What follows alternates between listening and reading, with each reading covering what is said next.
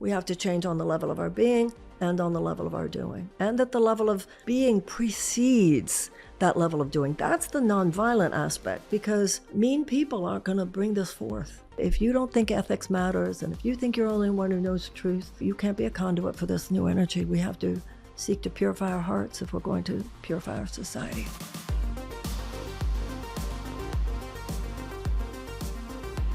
Marianne. Jeff.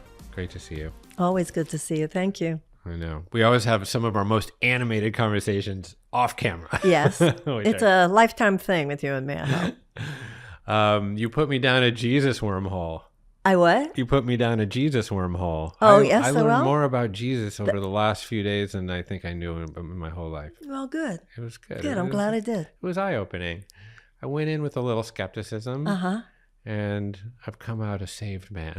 Well, that was really the purpose of the book. I think there's so much reticence to even go into that conversation among those of us in the higher consciousness community.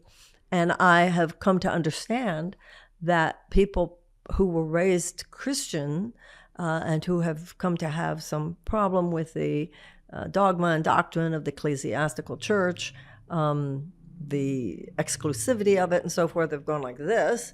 Right. But a lot of people feel that they threw away the baby with the bathwater, and have found in books like The Course in Miracles and in other Gnostic type teachings a whole other realization of what those words mean from a sort of psychotherapeutic perspective.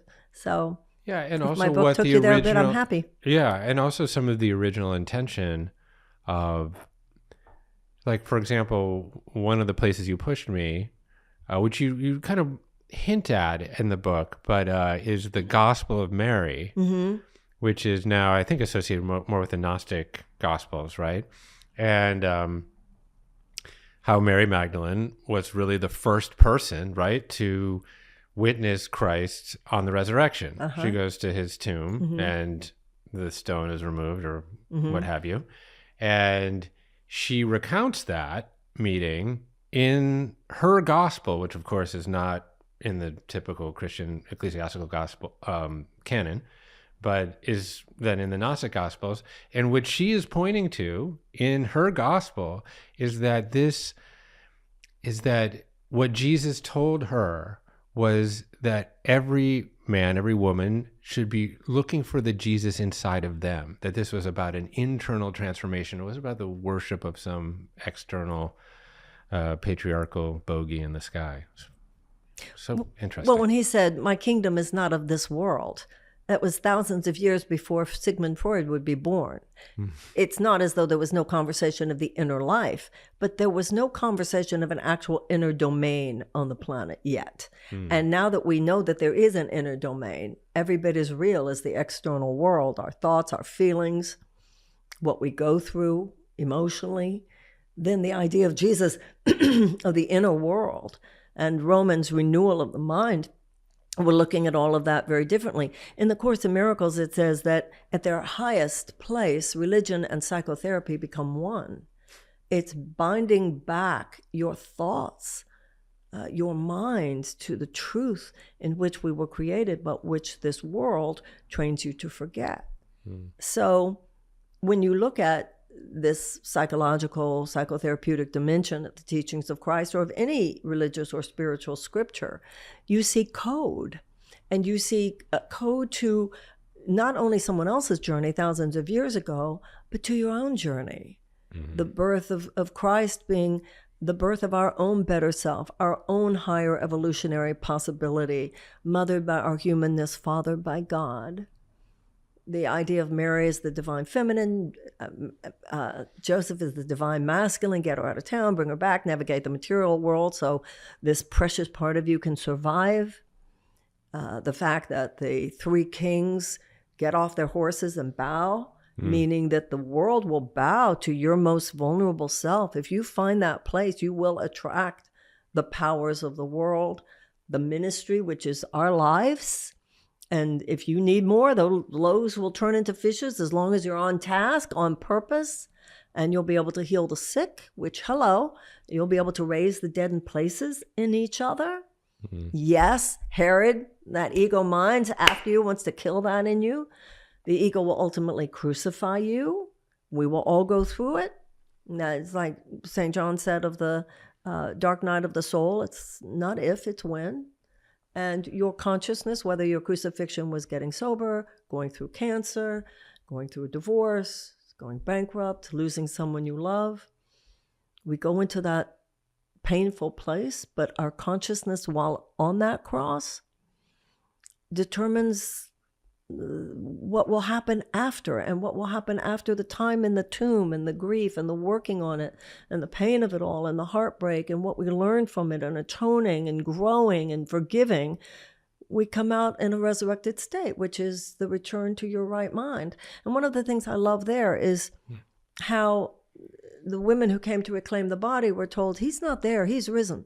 And I think that's so meaningful. We're not even the same people when we go through these hardships in our lives from a place of willingness to inhabit the space in a mature, in a soulful way. Your molecular foundation shifts. And I think I think that's so relevant to what's happening now, because I don't know anybody who's not experiencing something, Jeff. It's a difficult moment. People are all having to eat their piece of it, like in the Eastern religions with Kali and stuff. She ate. Mm-hmm. She eats up the darkness. Well, I'm having to eat some really bitter fruit right now, right? Mm-hmm. And we will be nourished by this bitter fruit. I think that's the good news, as it were. Yeah.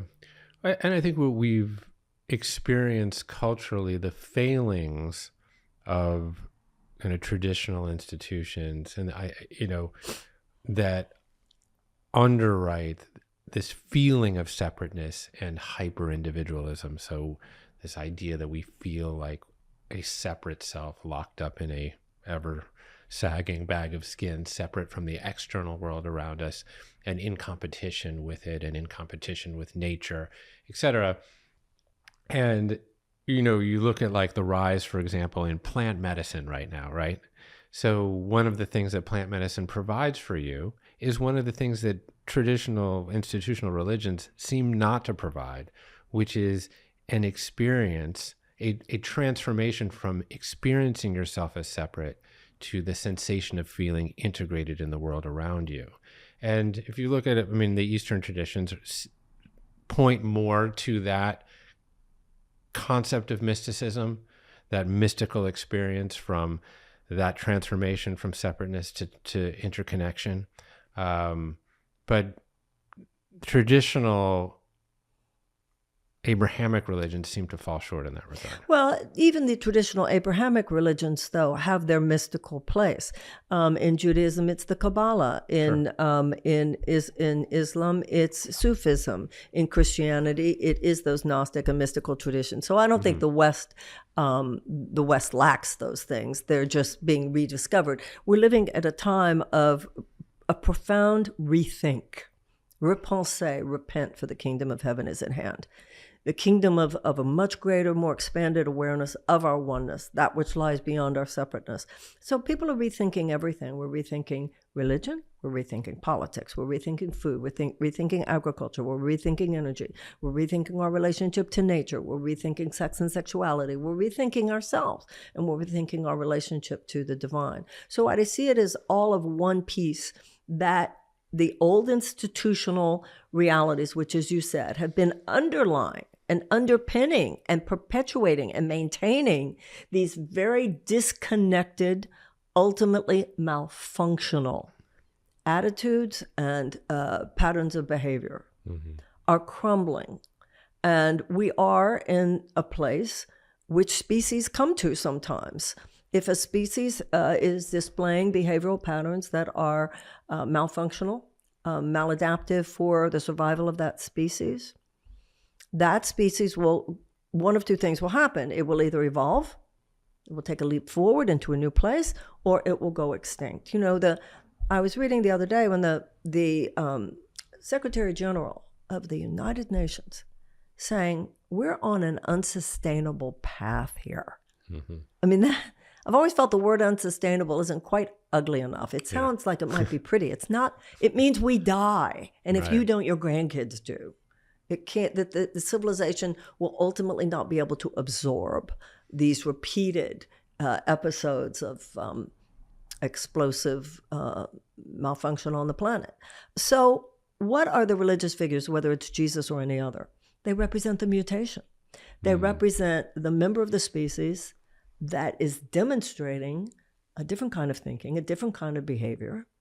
And then the question is, will we then go into that next evolutionary level? In the Course in Miracles, Jesus is called an elder brother. And he says in the Course, I don't have anything you don't have. I just don't have anything else. I'm in a state which is only potential in you. And so that's the idea of a psychological guide that can help us should we request. Because if we don't request, it's a violation of our free will. And also there's nothing here about an exclusive Jesus. This is one name on the door, but we have to enter that door. There's that portal there. And if we don't, we will remain stuck. And we're already in a downward spiral as a human civilization. So the idea is that having actualized divine potential, the idea is that he was then authorized by God. Should we request it? And only if we request it, because otherwise nobody's forcing anything here. That he said, my mind joined with your mind can shine away the ego. And I think that's where so many of us are, just at that point of willingness. We don't know how to do it different, but we're willing to do it different. And at that point in your life, something appears. Something will appear. And I think it's a very difficult time for so many of us because we are having to confront some of the darkness, whether in ourselves or in the world. And I think this is a moment when the mission, the task before us has to do with developing the characterological capacity to endure this moment and to transform this moment. This is huge. I mean, right. I think we're living in, yes, it's a moment of peril, absolutely. It's these simultaneous realities, one world crumbling and the other, that Arundhati Roy quote about a new world struggling to be born. We have to be death doulas and we have to be birth doulas. And we have to, that's what I felt in my presidential campaign, that, we're going to have to transition from dirty economy to clean economy. We're going to have to transition from a war economy to a peace economy, but we need to do it soberly and wisely and nonviolently and harmlessly, because otherwise the chaos will overwhelm us. Yeah. I think in retrospect, in 20 years, you'll be seen as that midwife that was slightly before her time, or at least creating the footsteps in the sand. Well, thank you. I like to think that we planted some seeds, especially with younger people. Yeah. Totally. 100%. Thank you. And I think it is, we've had these conversations before about spiritual leadership inside of politics. And if you look at like the great movements of the 20th century, they've largely been punctuated by spiritual leaders that then made huge political change. And, as you say, we're kind of in this very awkward moment right now where, the institutions that have been far from perfect, but they've largely served us, liberal democracy and all of the coterie of institutions that go along with liberal democracy, whether that's the media or science or our institutions of higher learning, etc. They now are crumbling. And there is a group of people dedicated to patching the leaky hull of liberal democracy, right? Then there's another group of people that are like, no, we're just going to burn it down. We don't know. We don't have an answer of what's coming next. We're just going to burn it down. And then what I keep looking for is no. What you said is a both sober yet spiritual calling that someone's going to walk to the top of the mountain and give that sermon. So that there is a vision that we can follow that is the next chapter. And I know that that's really what you were attempting to do. And I think you brought a lot of us along on that ride. But I just see, I've yet to see where that's going to happen. I mean, kind of Trump has played that role, in terms of motivator in chief for this kind of false populism, if you want to call it. We don't necessarily have to go in this direction. But what I'm trying to find is like, where is that greater calling going to come from? Well, I think there's something very sacred. When Gandhi said politics should be sacred, he wasn't talking about religion. He wasn't talking about dogma. He wasn't talking about doctrine. Think of the place that we go to in therapy, in an intimate conversation with a lover, our children, our friends, you and I trying to have a real conversation right here, right now, a support group. One of the things you were talking to me about before when you had young Palestinians and Israelis together, that place where we get real and we get true with one another. And when you have groups that go to that place, just as miracles happen in personal relationships, therapy and so forth, when you go to that place, something equally miraculous happens when you have a group that goes to that place. And I've been there and I've seen it, and I have 40 years of experience with it, which is really why I ran. I feel, having run twice, that the American people are ready for this. The American people are ripe for it. And whether they know it or not, they yearn for it. The problem is not where it's going to come from. It comes from deep within us. It comes from the very foundational ideology, all men are created equal. And that is, as Jefferson said, the only safe repository for power in this country is in the hands of the people. There's something so radical about that, that in that place where it doesn't matter if you're rich or poor, it doesn't matter any of that theoretically, if you had a free press, give you the facts, public education to train you into critical thought, which seems to have failed, and you have freedom of assembly that you can get together and talk about it, that more often than not, a wisdom, more often than not, they weren't stupid, the founders didn't think it was always going to work 100%, but that more often than not, this group conscience would guide the destiny of a great nation. Yeah. I don't feel, having been out there, Jeff, I don't feel that we're any less capable. And remember, as I say to people all the time, this country elected Lincoln twice, okay? What we have, however, is you could look at this group conscience of the electorate as the train. The political system should be the tracks. But the political system, namely parties, which should be the conduit for the emergence of this, actually work to obstruct it, to manipulate it, to confuse it. They have become almost an opponent to the highest expression of representative democracy. And I've been right in the center of that. I know whereof I speak. Yeah, I think that there's obviously a political inertia. We've created these systems now that are so fueled by money and misaligned incentives and backroom deals that I don't know where the new movement is going to emerge from. If it's going to have to come from outside. Because right now there seems to be just a stalemate. Well, they don't want anyone outside. They only want a member of their club. Yeah. And if somebody comes from the outside and says, well, actually, those of you who drove us into this ditch are probably not the ones who know how to drive us out of it. Almost, what that crowd considers qualification is qualification to perpetuate the machinery that's already destroying the fabric of this country. And there's a viciousness there if you seek to enter into that. But as long as there's Citizens United, until we have repeal that, overturn that. We have to be as intentional about overturning Citizens United as some people in this country were intentional about overturning Roe v. Wade. And ultimately also, and I think this will probably be a generation younger, we're going to have a constitutional amendment establishing public funding for federal campaigns. Yeah. But even with those external changes, there has to be a reclamation of the deeper meaning of citizenship and also the ethical requirements of that. We're living in such a mean moment.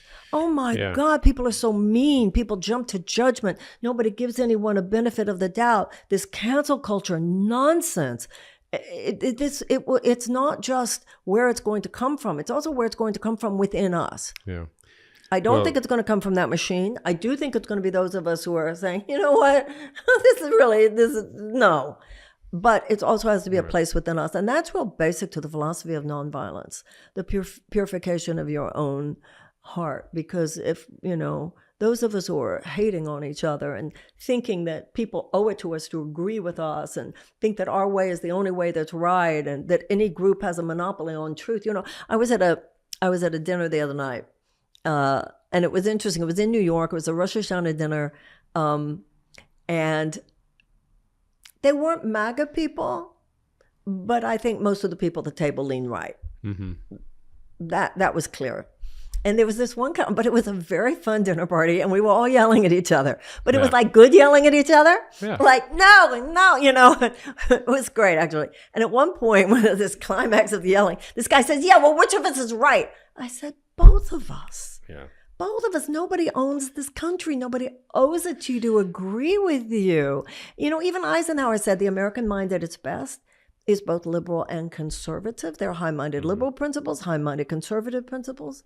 I don't care if it comes from the left or the right, but this idea that it has to be our way and it has to be the way we say it. And that's authoritarianism on the left, whether it's on the left or the right. That's not the way. Well, this has been a very big problem on the left, is that if you don't adhere to a particular orthodoxy, then find yourself another I have table. Seen it. But I think what you just pointed to is that sort of political conviviality can exist at a dinner table, but it cannot really exist within the sandbox of Twitter or no, Facebook. It can't exist. And this is the problem with algorithmically preferenced platforms, is that mean-spiritedness, scandal, salaciousness, vitriol scale very, very quickly. But that kind of work that we're talking about, that deep trauma-informed therapeutic work, that doesn't scale very well. Well, it would and should if the person practicing that was on the Sunday news shows. Okay. And had a CNN town hall like I had last time. Right. And it was in a debate stage like last time. So what happens is we have a political media industrial complex. It's a cabal that goes on in this country. And it's an establishment that thinks that they have the right. They are the political, we're not supposed to have a political class in this country. That's not what's supposed to happen. And so candidate suppression is a form of voter suppression. So I think that, and I see from my own campaign, it can scale if people know it's happening. Mm-hmm. That's what the media should be doing. It's profound media malfeasance, journalistic malfeasance for people in the mainstream media or even some of the independent to think that they have the right to withhold from the public qualified candidates just because they don't like them. Because, you should be qualified, should be as determined by the founders, which in the case of the U.S. Constitution and the presidency is that you were born here, that you're 35 or older, and that you lived here for 14 years, plus FEC qualifications, for people to know what their choices are. So what I saw is that it scales great, but people have to know you're there. Mm. And that, I think, should be the media's job. And, if you're running as a Democratic candidate and people never see you on MSNBC or they never see you on CNN, they don't even know you're there. So we can't even know what might have scaled. And I think, by the way, the people who left you off knew that. That's why. This, and they create narratives. So it's not only, there's such a conversation today about the suppression of information. The problem is not just the suppression of information, but the creation of narratives. So the people who say that they are suppressing the disinformers are in many cases the disinformers. And what they're suppressing is the stuff they don't really want you to necessarily hear, and then creating their own narratives, which are deep elements of disinformation. If it's doppelgangers about people, mischaracterizations of people, smears about people, character assassination, etc. We've got issues on our hands here. Which what you just point to, I think, is ironic, because free speech, though obviously a centerpiece to democracy, is not unfettered, right? So there are some limits to free speech, whether that's the incitement of violence or intimidation, harassment, or libel, etc. But what's happening in many of these cases is that there is a form of libel through the exclusion of particular candidates or particular kinds of discussions on different platforms. And actual libel, except the laws here are very difficult. I remember there was an article about me once, and you're a public figure. You're fair game in this country. If they say you're a public figure, or particularly a political candidate, the same article, you could say that has to come down in Australia, because I remember this. People will say the most amazing things. They create, in my case, it was a doppelganger, and unfortunately you can't call it libel. You can say there's no factual evidence for that. Who is this person? This is an anonymous quote. This is crazy. This is not what happened. Why don't you talk to the people who were there? It's because they don't want to. Yeah. But I will say that there is a component of social media now where it is in your favor to wrap editorial bias around an anecdote that is specifically leveraged for triggering human activity bias, right? So for eliciting some form of outrage or anger. And because these platforms are so relatively new, right, and that we can't even fully understand the non-consensual psychological experiment that's happening. And so to kind of actually get back to some of the content that you talk about in the book, I mean, you quote Blaise Pascal, for example, all of humanity's problems stem from the inability of man to sit quietly in a room alone. It's just what we're seeing here is sort of a mass form of hypnosis. It is happening on these platforms. Absolutely it is. Such that if you get on these platforms and try to be cogent and cooperative and find a middle way, I mean, that can be very lonely. It doesn't. Well, it also feels, if you're at the effect of it, like ancient witch burning.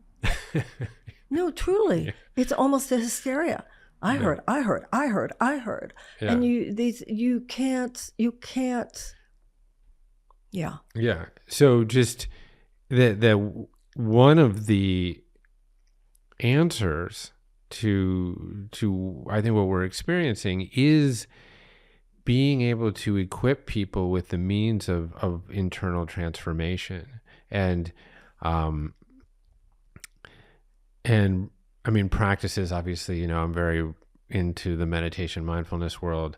It's, again, a difficult message to scale, but I see from the A Course in Miracles, the memory of God comes to the quiet mind, right? So there is a term in both Christianity and Judaism, the small still voice within.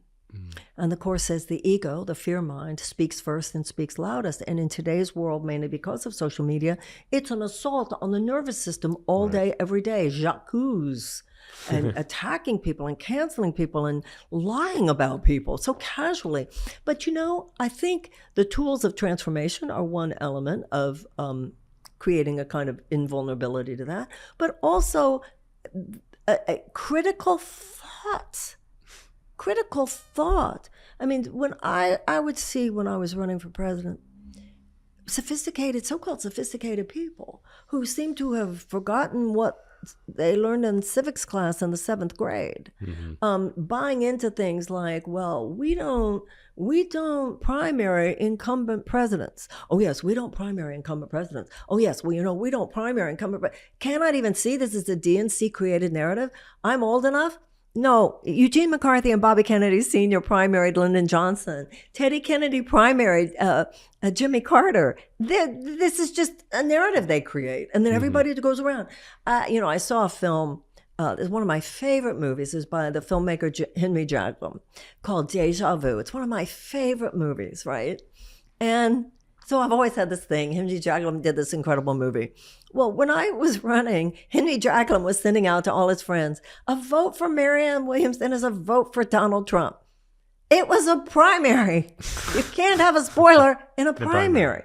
But you'd hear really otherwise intelligent people like just in this trance, codependent trance. The DNC decided. And even when the president dropped out, instead of running into as I asked for, as I said, we need a blitz primary and we need to, and Kamala and whoever else, and let's debate. They were like, I would actually hear intelligent people say, I wonder who they're going to choose. Who's they? What has happened in this country? It's supposed to be the voters, not this small group of shadowy figures who think they get to control the media platforms and the political parties. It's whatever truth we're looking for, it's not going to come from that kind of thing. No. Well, it also just doesn't give people very much credit. I mean, what I will say about Obama, we probably have similar feelings in terms of just misgivings around his lack of spine from time to time, and probably others as well. But I think so. But he didn't talk down to people. There's actually an example very recently in which he did do it. But I remember one thing when he ran that was very impressive to me. Do you remember when he had this pastor in Chicago who was a mentor named Jeremiah Goddamn Wright? America, he said, yeah. And he, Hillary seized on that in the primary and was giving him a ton of guff that, well, you don't really love America. And look, you had this radical pastor that said this. And he went to Philadelphia and he gave one of the best speeches I have ever seen in my life about race. And I have been waiting for that speech. In one of these candidates, certainly you are a professional, an accomplished speaker, so you've given many of those kinds of speeches, but I have not. But we have not been. The people haven't been trusted in that way. I as much as I will support Kamala's campaign in the end, I don't find even a remote possibility that she's going to stand up and give a speech like that. Why did you write this book now for this moment? Well, I didn't write it now. Yeah. I wrote it. That book was originally, my publisher had called me, the editor called and said, we keep hearing from booksellers that people are coming into stores and saying, do you have any books about Jesus that aren't Christian? So, the Course in Miracles is not a religion. It's a psychological mind training in the relinquishment of fear and the acceptance of love into our hearts. So my editor asked if I might be interested in doing that, because that's really what the book is. It's Jesus within the context of A Course in Miracles. The Course is not a religion. It is based on universal spiritual themes. And then when I ran for president, I asked my publisher if this book could be delayed, the publication could be delayed. They were more than glad not to be publishing this book at a time when I was running for president. So now it's that was then and this is now. Yeah. I mean, obviously there's a book ending with this book, with A Return to Love. I mean, I'm sure you will write another book, knowing you that you'll write probably a dozen more. But there does seem to be a full circle in some ways with this book and A Return to Love. Is that how you feel Well, about I it? think this book, in a way, is a sequel to A Return to Love. In A Return to Love, I mentioned Jesus, but the Course in Miracles makes it very clear. That's why there's no author on the front.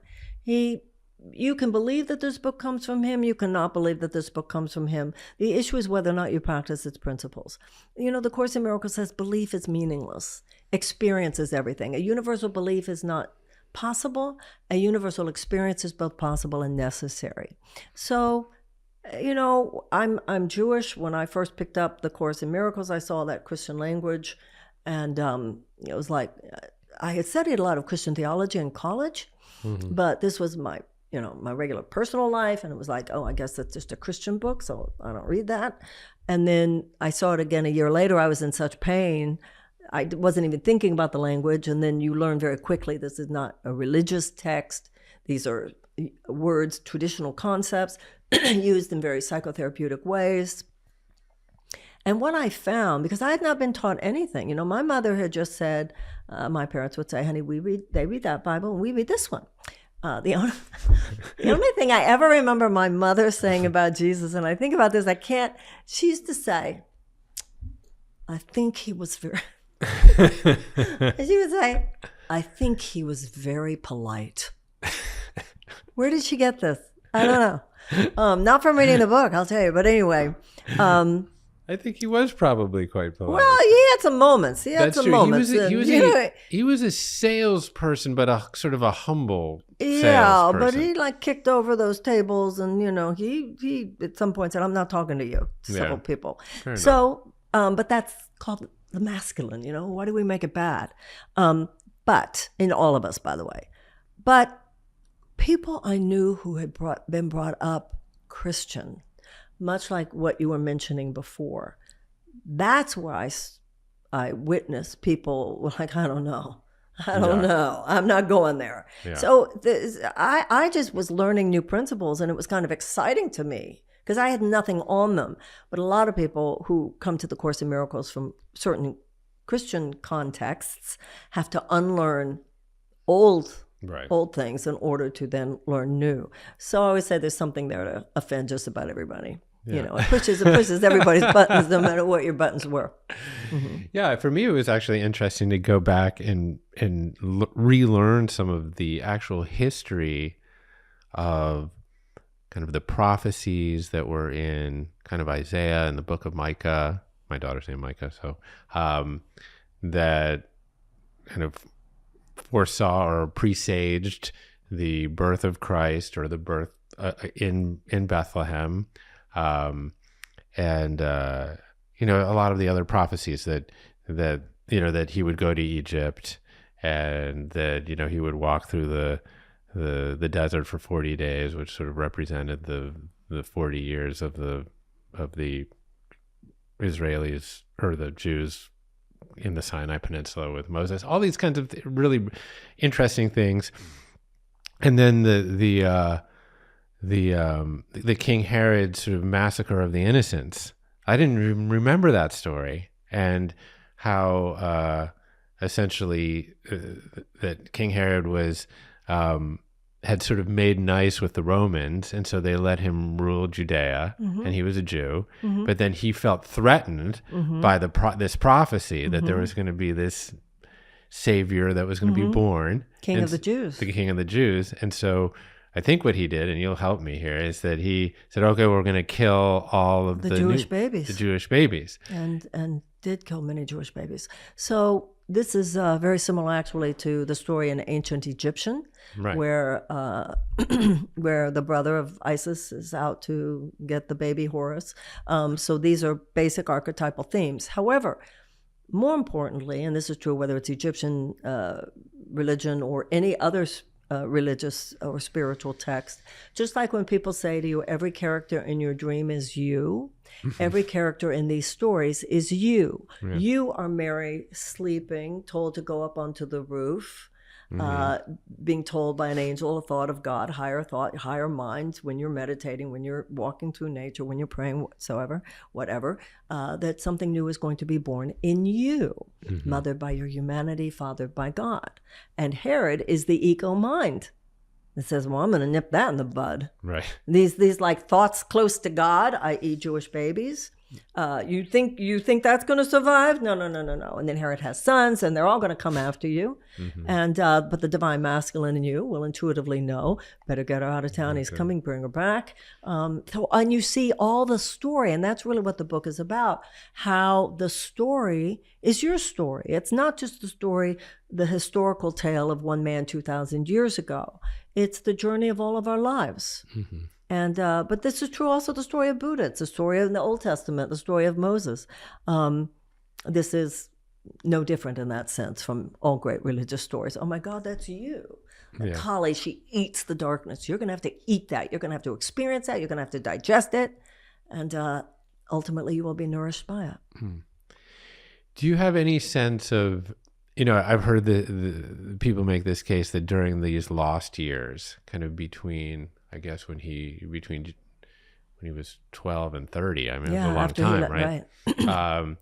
There is some argument that he went east and got open to some of these Eastern philosophies. I mean, it feels like that could be a possibility given many of the things that he goes on to say, but it's pure conjecture. I'm just fascinated by everybody. I remember when I was in college, there's even talk of his coming to the Americas, which weren't called the Americas yet.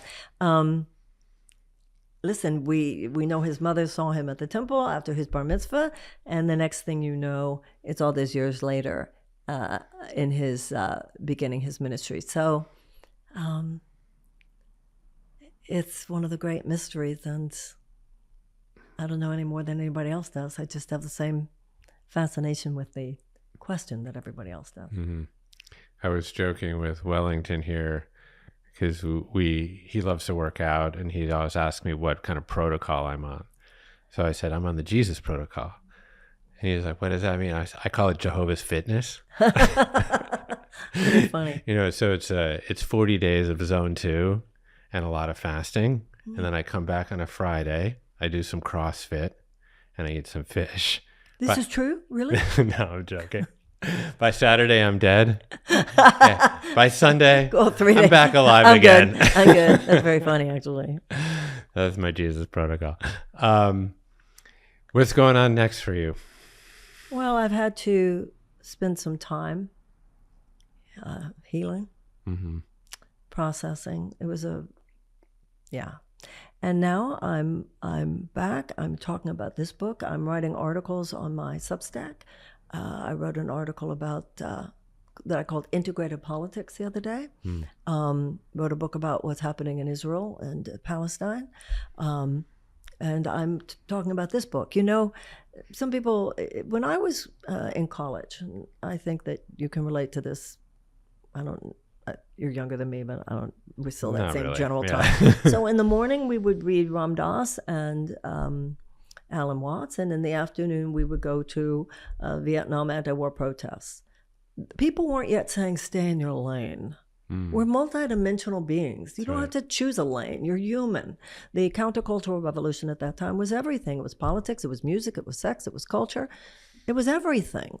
And so when I read, this is why Gandhi's always fascinated me, and King. So Dr. King said that in order to create the beloved community, we need external changes in our circumstances, but also internal shifts in our souls. So for me, whether I'm talking about metaphysics and metaphysical Jesus on one hand, or talking about what has to happen in terms of political change on the other, these to me are not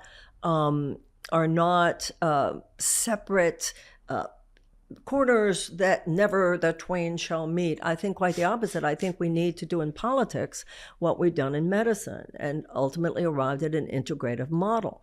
What they do in politics now, it's like the old-fashioned allopathic model of medicine, where you didn't take responsibility for diet or exercise or lifestyle. You just hoped you didn't get sick.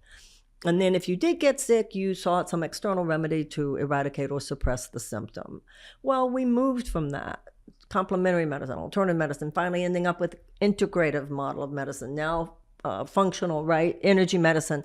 The idea that all dimensions of body and mind and spirit are involved. And another important aspect of that is that Sickness is the absence of health. Health is not the absence of sickness. So you have to proactively create health.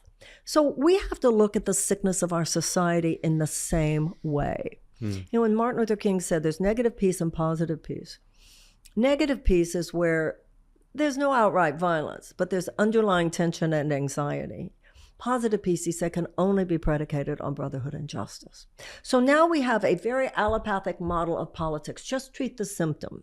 Right. Don't worry about proactively creating justice. Don't think about proactively creating fairness or health or brotherhood. Don't think about taking care of people. And then when these inevitable societal dysfunctions arise, seek to suppress them through enough bombs or enough prisons. So we need an entirely different integrative model of political change. And the one thing I'll say about that also has to do with young people. And you probably see this with your kids. Gen Z, these people were not even born in the 20th century. They don't have that mechanistic Newtonian mindset where you just tweak the pieces of the machine. They are much more holistic. And you know, when I'm speaking at colleges, they'll ask you a question about depression, and then the next question is about drone warfare in Syria, and they don't see anything weird about the combination. Well, neither do I. You know what I mean? I'm home. You know, people used to say, well, we're not going to talk about at dinner. We're not going to talk about religion or politics. And I'm like, well, that leaves me out at dinner. So I think that we're coming on a time where people realize this is all part of who we are. We have to change on the level of our being and on the level of our doing. And that the level of being precedes that level of doing. That's the nonviolent aspect, because mean people aren't going to bring this forth. If you don't think ethics matters, and if you think you're the only one who knows the truth, you can't be a conduit for this new energy. We have to seek to purify our hearts if we're going to purify our society. Yeah, I was reading your book, and it was just pushing me in a lot of different directions. So it was very provocative. I'm like, okay, well, now I'm going to go down the Kabbalah wormhole, you know, and I'm going to learn about the emanations and the Sephirot and all this. So that was very fascinating. And then I came across this concept of tikkun olam. You're familiar with it? To repair the world. Yeah. Yes, that's the Jewish, it's our mission to repair the world. And that marvelous rabbinical saying, you are not expected to complete the task, but neither are you permitted to abandon it. You are here to try to repair the world, which in Christianity is the ministry of Jesus. When I landed on that phrase, I thought to myself, this epitomizes Marianne. This what? Epitomizes Marianne in your work. Oh, thank you. Yeah. Thank you. Because, you know, when you're reading something and thinking about what you're going to talk about, you know, it's a process where you're like, oh, that's interesting, but maybe that's not germane to the conversation. And then every once in a while you land on something that feels so honest and true to the person that you're going to talk to. And so when I landed on that particular concept, and I was like, that's it. You know, that's what well, you know, if you're raised in a Jewish home, or at least most Jewish homes, the idea of that being an apolitical stance, your relationship to God. When I grew up and met all these people, oh, religion should have nothing to do with politics. We're not talking about separation of church and state here. We're talking about the passion of your heart. That, you know, I've never read about any religious or spiritual path that gives any of us a pass on addressing the suffering of other sentient beings. How can you love God and not concern yourself with 12,000 children starving on the planet every day when there's no dearth of food? So to me, and I don't know if I'm Jewish, I think a large part of it is that I'm Jewish, actually. Okay, Marianne, thanks so much. Thank you so much. Always enjoy it, and to be continued. I love you, Jeff. Thank you. Okay.